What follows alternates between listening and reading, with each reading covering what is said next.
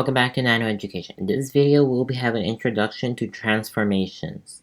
Transformations is a very interesting topic. I hope everyone likes it. It is a very enjoyable topic. You do a lot with changes and everything on a graph. It's like one of the easiest topics in geometry. So let's get started.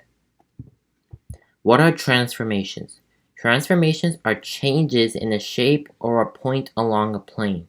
Believe it or not, you work with transformations almost every day.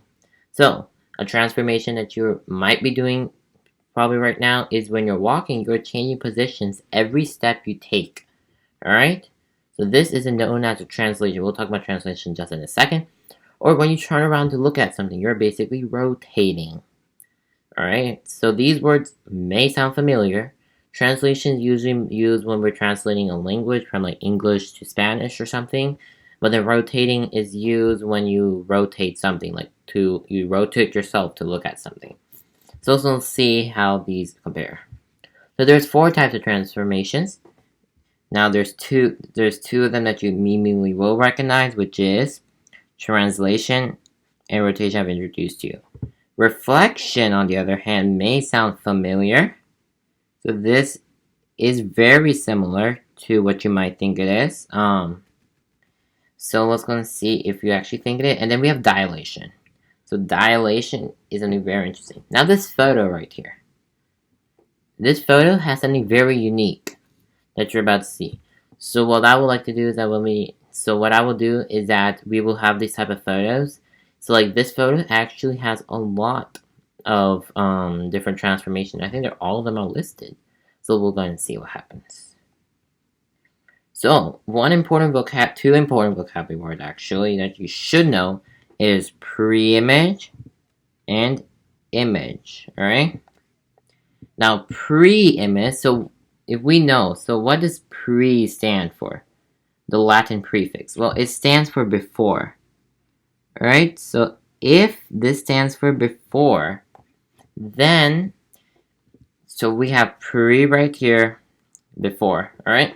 So a pre-image is the object or shape before transformation has occurred. An image is an object or shape after a transformation has occurred. So let's talk about one syntax we now know. So the image of a shape's coordinate, the image, alright? Which means, if you guys can recall, after. I hope you guys recall because it's on the same slide. So after. So after the image, the shape and or point has transformed, we will have a prime. So what this basically means? Well, if we look at this example here, this is a coordinate of a point. This is point A. Because of the A in front of the coordinates. Whenever, so this is A, 3, 4. Whenever it is like this is the point. This is the coordinates, alright? So, when we transform this, so let me just clear this up quickly. Alright, so when we transform, so if I have A, 3, 4, whenever we transform, this arrow means to transform, kind of big, we don't have room. Alright, so when we transform, so there's something that will go here, which you will figure out in the future video, which will be the next lesson, obviously. We have A prime, this is your prime, alright? And then we put our new coordinates, which is right here according to example 5, 5. Now, just by looking at these points, I cannot tell what happened here. You will most likely, so how would you know like what type of transformation occurred? It'll be told between here. This is what we'll figure out in the next lecture. So, there's one more thing. Let's just say, so I said a prime, right? Well, this is a single transformation occurring. What if there's a double? So let's just say we have A, 1, 1, 2, B. So then we have A prime, which is 3, 3. Then we will have A prime, prime, 2, 4. Alright, let's just say, right? These numbers are not realistic. So, every additional transformation, you have an additional prime. Alright, that's something very important to remember. So let's move on. Translation. So a translation is basically a change in direction of an object or the change in position. For example, when you walk from point A to point B from the door to your car. Alright, so let's demonstrate that. We have point A to point B. You translate. Alright? You basically have translated by going from point A to point B. But this is not all. I'm going to draw a graph quickly. So this is a coordinate plane. And let's just say that we have let's just do a triangle. So this is a right triangle. And why is it a right triangle? Because we have a 90-degree angle. Alright? So a translation would mean for this purple triangle, so let's call it the purple triangle, to move. So let's just say I told it to move down 5 units. Alright, so we cannot count right now. Well, let's just move it down 5 units. So let's just say this is 1, 2, 3, 4, 5. Alright, so this is a 5th unit. So our triangle, now so how do we move it down? Like, how do we get it down here? Well, we just pick a point. So you will choose this point right here. Let's just say you can choose this one. You could have chosen this one or that one. Alright? And then you move it down. So what we do is just move it down. 1, 2, 3, 4, 5. I think I miscounted. Yeah, I probably did. So there. So this point, so let's just say this was called point A, is now A prime here. Alright, so A prime, this is A prime. And then you'll do the same thing for the rest of the points. So we'll take this point, move it down 5, so I'm going to just create more. Alright, so we'll move it down to 5. So we'll go 1, 2, 3, 4, 5. So it gets here. So this is going to be point, let's just say, B. This is point C. Alright? So this is going to be B prime. So we can start connecting the dots. And then let's go and talk about point C. So we are here. So we just go down. So we'll go 1, 2, 3, 4, 5. So we end up exactly where this is. That's how exactly it's supposed to be. This is point C prime. Alright, and then we can go ahead and connect our points. So you might want to use a ruler if you're doing this on paper. I'm not. Alright. So here's one thing you might notice. The triangle doesn't look similar. Okay, so first of all, I did not do any actual measurements, so that's the reason. We don't have an x-axis here. So to tell, like, we didn't have x point. But if we did, basically that's what a translation is. A change in direction of an object. So we're just basic. You can go down, you could have gone right, you could have gone left, you could have gone up. Either way, but this is a simple translation. A reflection is when an object basically flips. So a reflection is a flip. That's all you gotta know. It's a flip. If you remember this, that's the easiest. So basically, when you look at yourself in the mirror, and you see that your left hand is now on the right. That's very interesting if you see that. So let me go coordinate plane. Alright, you might have actually realized a mirror flipping stuff. That's pretty cool. Alright, now let's just say I'm gonna draw a quick square. Alright, this is point A, B, C, D. Now, if I was to flip, so if I told you to flip over the y-axis, this is the y-axis, and I told you to flip over it, alright? So we're gonna now to flip over something, you gotta know the distance. So how far away is point B from the line of reflection? Right here, so I'm just doing a different color. So how far away is it? Well, let's just say this is 2 units far, right? Well, it'll be 2 units away from here. So this is now point B. Alright? So that's the example of your left and right hand. So so this is point B. B prime. And let's just say that the D is going to be the same exact thing. So D prime. And then we take A, which is about 7, let's just say. And we move it here, which is A prime. By the way, you don't have to remember everything I'm just saying right now. This is all going to be in a separate video. Alright, this is just a quick introductory. There's more to it. So this is me, A prime. This is going to be C prime. Now, Previously, C was on the left, now it's on the right. That's exactly what it means by your left hand on the right, stuff like that. So we connect. This is our image. This is our pre-image. Alright, let's move on. Rotation. A rotation is a transformation that turns a figure about a fixed point. So, you have a triangle, and I tell you to rotate it. So now it would look like this. Not enough. Alright? It does look, so the size is different. That's okay. In reality, it should not be different, but this is just a quick example. So let's just draw this on a coordinate plane. And let's just say we are told to rotate 90 degrees. 90 degrees. If we're told to rotate 90 degrees, let's go look at this. So if you recall, this is coordinate 1, coordinate 2, coordinate 3, and then coordinate 4. Alright? So, isn't this going anti-clockwise? Because a clock goes this way, right? So a clock goes this way. But, so if a clock goes clockwise, this is going anti-clockwise. So we are going from coordinate 1 to coordinate 2, 3, 4. Like that. That's a whole circle.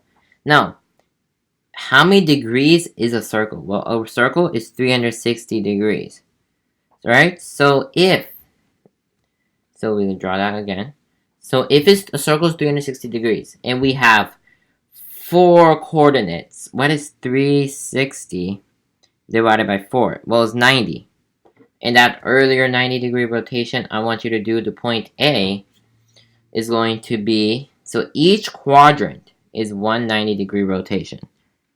So, if we're doing a 90-degree rotation, this is a positive rotation, meaning that positive rotations, so let me write that out. So, positive rotations go, so that would.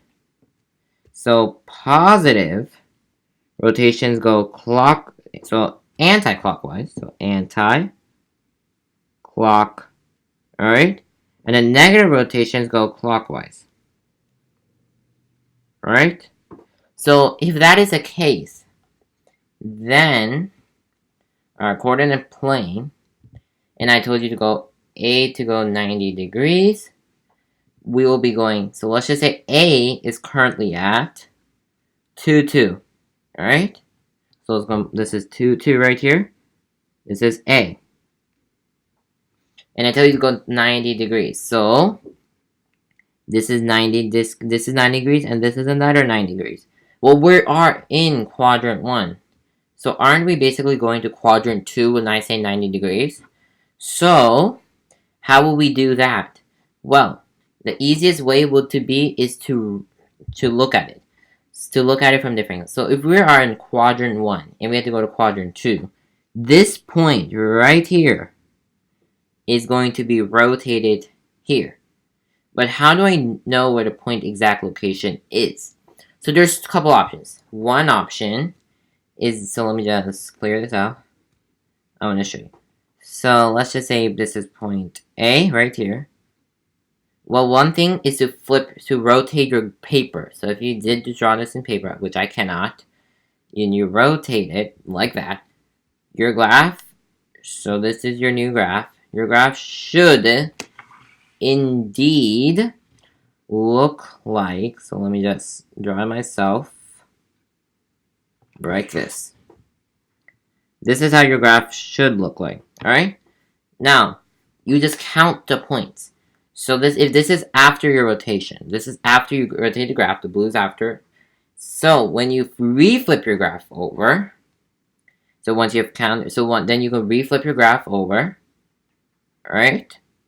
And then you can plot that point. So we got the coordinate of this being -2, +2-ish. So we'll plot it here. This is A prime. So that's where exactly this will belong. A prime. That's where it will belong after rotation. So that's how you basically rotate. And what are we rotating around? That is my question. So I did not tell you where we're rotating around. I said a fixed point. So right now we are rotating around the origin, which is 0, 0. Alright? But in the future, we'll be rotating around, let's just say 3, 3, or point B, or point C, whatever. So this is a brief introduction to rotation. Dilation is very interesting. So a dilation is a transformation that produces an image that is the same shape as the original, but a different size. For example, you have a square garden, but you continue to make it bigger, but still a square. So let's draw our garden. Alright, that's pretty big. Let's just say this is your pre-image. This is your garden after a dilation. Well, that is what a dilation is. Something getting, so this is getting larger. This is your dilation getting larger. You have dilations that get smaller. So if I have a bigger garden and I small it up, that will be that'll be a shrink in dilation. So that's basically what a dilation is. So let's go and draw this on a coordinate plane. And let's just say we have this square. And I tell you to dilate by 2. So what we will do is that let's just have some points. So let's just say point A and B. Alright, let's just have those. A is, let's see, -5, +5. So, and I told you to do it by scale factor. So this is your scale factor. Scale factor. So when you use your scale factor and multiply it by that. So, -5, so I'm going to do this on top, -5 times 2 is equal to -10. So your x value is -10 for point A prime. And then we do 5 times 2, which is equal to 10 also. So your y value for A prime is 10. So we will locate A, which is around here. There's A prime. Then we do the same thing for B, which is -3 and 5, let's just say.